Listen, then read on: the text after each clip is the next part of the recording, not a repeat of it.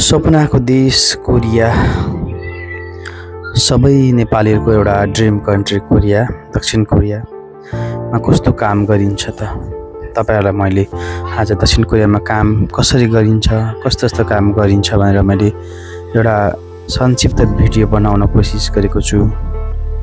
सबैले हेरिदिनु होला।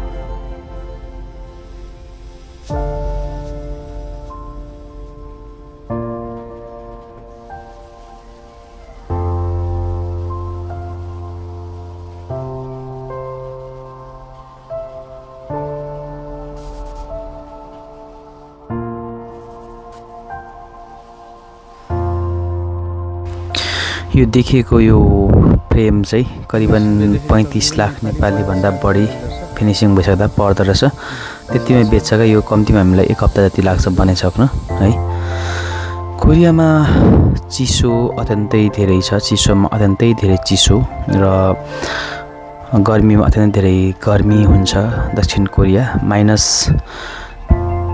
-35-40 सम्मको हुन्छ। -35-40 त नभनौँ, -25-26 सम्म हुन्छ। अत्यन्तै चिसो र गर्मीमा अत्यन्तै गर्मी हुन्छ यहाँनिर। सपनाको देश दक्षिण कोरिया। जति सपना देख्न सजिलो छ र त्यो सपनालाई साकार पार्न त्यति नै गाह्रो छ। भाषा उत्तीर्ण गर्नलाई त्यति नै गाह्रो छ।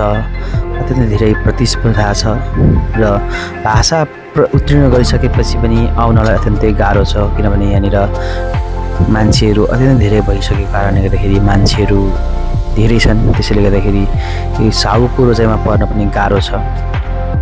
अरू सबैभन्दा के हो भन्दाखेरि कोरिया आउन खोज्दै गर्ने सम्पूर्ण साथीहरूलाई चाहिँ म के भन्दछु भनेदेखि तपाईहरु सिप सिक्नुहोस्। कम्तीमा वेल्डिङहरू सिक्नुहोस् है। वेल्डिङ सिकेर त्यसको प्रमाणपत्र पनि पेश गर्नुहोस्। धेरैभन्दा धेरै छिटो चाहिँ भिसा पनि लाग्छ र यहाँ आएर पनि धेरै सजिलो हुने गर्दछ। हामी त जिरोदेखि सिकेको अत्यन्तै गाह्रो भएको थियो। हात डढेर भयो, अनुहार डढेर, के डढेर, लुगा डढेर। लुगा त जहिले नै डढ्छ, हात डढेर, अनुहार डढेर एकदमै गाह्रो भएको थियो क्या। दक्षिण कोरियामा सिप एकदम स्किलको चाहिँ सम्मान हुन्छ। यहाँनिर स्किल भएन भने अत्यन्तै गाह्रो हुने रहेछ कि यहाँनिर। सिप सिक्नुहोस् म भन्छु। हजुरलाई सिप सिकेर आउनुहोस्। योङजप गर्ने सिपहरू, अन्य धेरै सिपहरू हुन्छन् होइन, छिकेछाका सिपहरू लगायत अन्य धेरै सिपहरू सिकेर आउनुहोस् क्या हजुरहरू। ग्राइन्डिङ चलाउने पनि सिपै हो क्या। त्यो पनि ग्राइन्डिङ पनि चलाउनु जान्दैन कि यहाँ सुरुमा। एकदमै गाह्रो हुन्छ।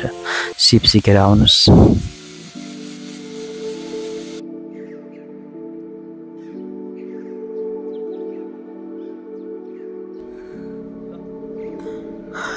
एउटा कुरा कस्तो भनेदेखि हामीलाई यहाँ आइपुग्दाखेरि हिउँ देख्दा एकदम अचम्म लाग्ने क्या। हाम्रो सोचाइ चाहिँ कस्तो थियो भन्दाखेरि अलिक पहाड, अलिक अग्लो डाँडाहरूमा मात्रै हिउँ पर्छ। तर यहाँनिर त्यस्तो हाम्रो नेपालको जस्तो अग्लो डाँडै कहीँ छैन क्या। साना ठुम्काहरू मात्रै छ होइन, जसलाई काक्तोकीहरू भन्दो रहेछ। तर हिउँ पर्छ क्या यहाँनिर। नि किन हिउँ पर्छ भन्दाखेरि -डिग्री जान्छ नि त कोरियामा। कहिलेकाहीँ यस्तो सोच्छु म है, कस्तो यहाँको मान्छेहरू पहिला यो कोरिया यो स्थानमा नआइपुग्दा कसरी बाँचे होला क्या जस्तो लाग्छ क्या मलाई। यस्तो सोच्यो हैन, कस्तो अचम्म लाग्ने क्या। कसरी बाँच्यो होला, के खायो होला होइन। 6 महिना 7 महिनासम्म हिउँ निरन्तर आइबस्ने क्या यहाँनिर। यहाँका मान्छेहरू कसरी सर्भाइभ गरे होला क्या, त्यस्तो फिल हुन्छ क्या। तर पनि मान्छे साहस भएपछि त जसरी पनि बाँच्नै पर्यो होइन, बाँच्छन्। तर अहिले त यहाँनिर एकदमै प्रविधियुक्त देश छ, यहाँनिर बाँच्नलाई त्यस्तो गाह्रो छैन क्या, एकदम सहज बनाएको छ अहिले यहाँका मान्छेहरू। त्यही दुःखहरू त्यही धरातलहरू टेकेर आएपछि होला सायदै यहाँका मान्छेहरू एकदमै सुरक्षित छन् क्या, अहिले एकदमै सुरक्षित छन्। ओके, एकदमै रमाइलो भयो आजको यो हाम्रो पहिलो चरणको यो हिउँ परेको छ यहाँनिर। ल कति फुट जति पऱ्यो होला साथी हो, कति फुट जति पऱ्यो होला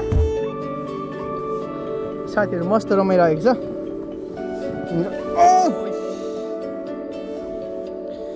कस्तो दामी निस्किँदैछ है।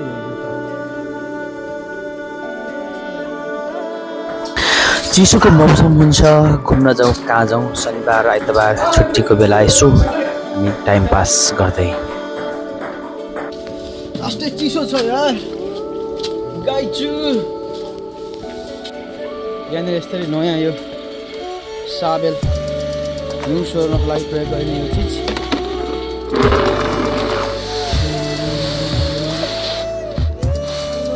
मन पापी भइदियो इन्द्र कोमल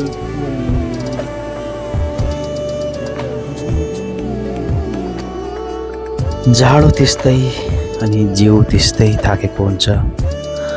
तर पनि परदेश अर्काको देश, टाइममा काम गरेन, टाइममा आएन भनेदेखि गाली खाइन्छ, त्यही पनि सहेर काम गर्नै पर्ने।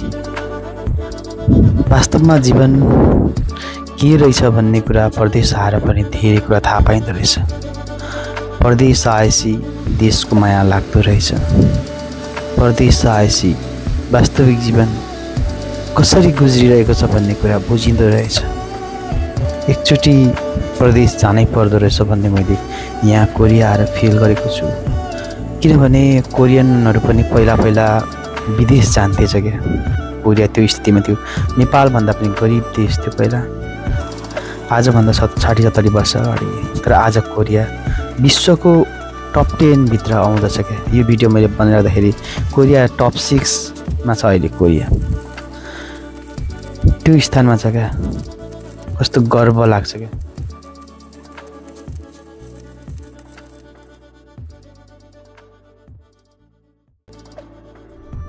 साउको दाइ हो यो हस्टिल जाने ह्यान्डसम हुनुहुन्छ। ह्यान्डसम नो नाइगा मानी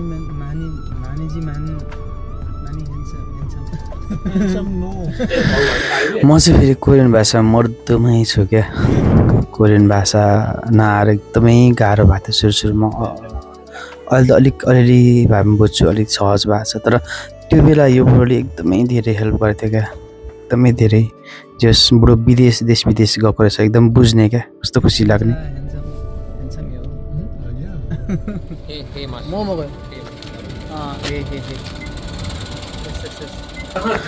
कोरियामा चाहिँ कम्पनी पार्टी वैश्विक भन्छ, त्यसको एउटा संस्कार कल्चर छ क्या।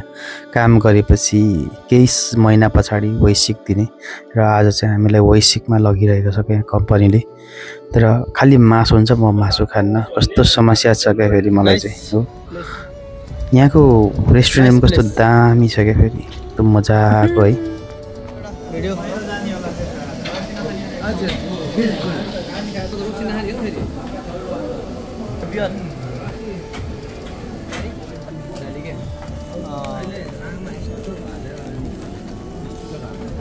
कसरी रेट होला है?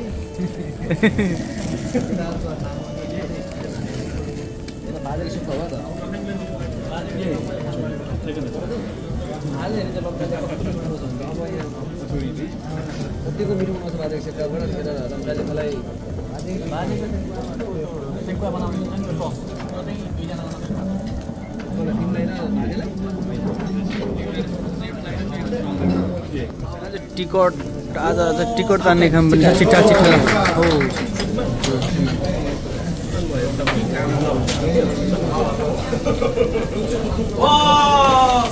처음으로 3등 나왔어요.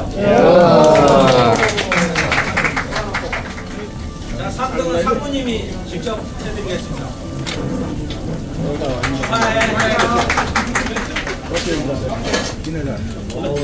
कस्तो छ अनुभव हुन त ल के पार्यो हजुरले 10,000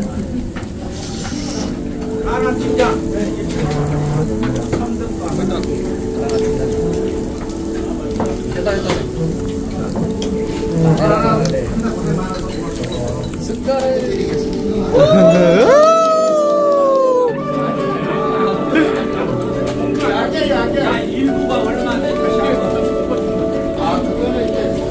बुढोको गफै बढी भयो यार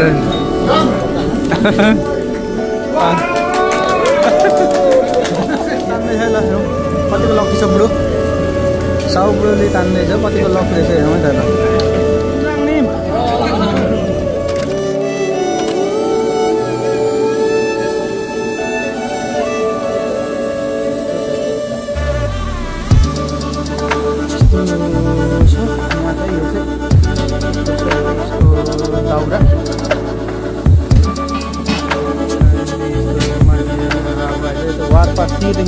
ताप्नु मिल्छ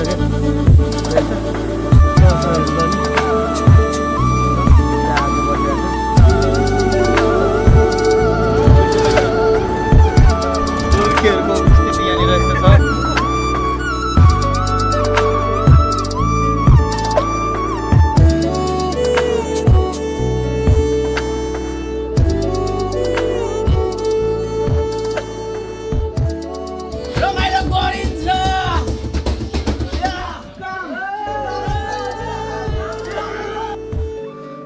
परदेशमा केवल एउटा मिठो सम्झनाको लागि केवल एउटा यादको लागि साथीहरूसँग रमाइलो त्यो क्षण सायदै कहिले नहोला।